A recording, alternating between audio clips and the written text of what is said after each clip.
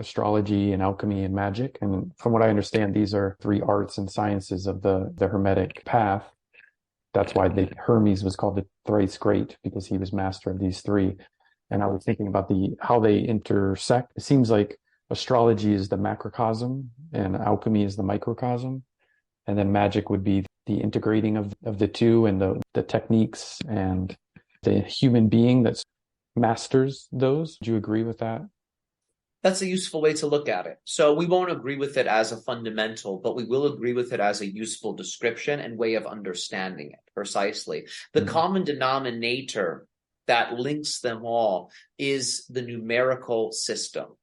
That is the alphabet. It is actually language and numbers that links all three of these things. It's why you can overlap them on top of each other, because it's a mathematical principle that links the three systems. So you could say that, yes, an application of astrology is to understand the macrocosm. Yes, you could say an application of alchemy is to understand the microcosm. And yes, you could say that magic is the process of blending them both. Yes? Mm-hmm. However, what we will say is something that perhaps flips that upside down a little bit or reorganizes it. Magic is the will of God densifying immaterial into material. In that way, you could say that magic is how the macro creates the micro. You could call that a balance point, but we are looking at it as a top-down creation mechanism. Now, hidden in that is the opposite. The earth, the human, creates with magic its experience of the divine. So you also have hidden in that a bottom-up creation mechanism. So as you can see, there is in this description a very clear balance point, which you picked up on, yes? But there is also the idea of an active creative principle. So the magic would be the G of G-O-D. Yes, does that make sense? Yeah.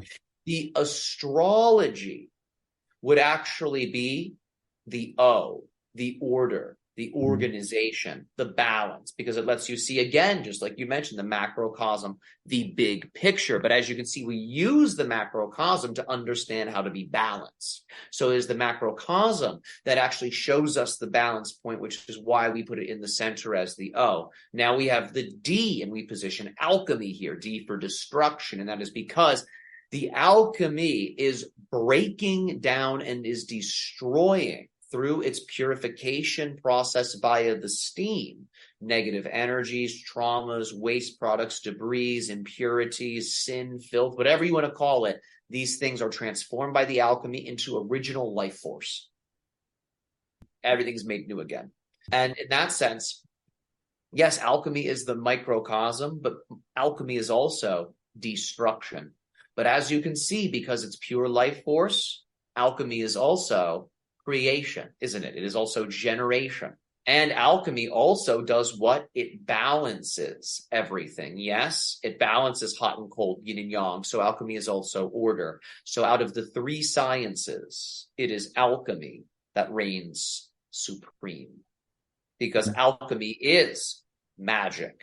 Alchemy is magic performed in perfect timing, using the understanding of the relationship between the macro and microcosm.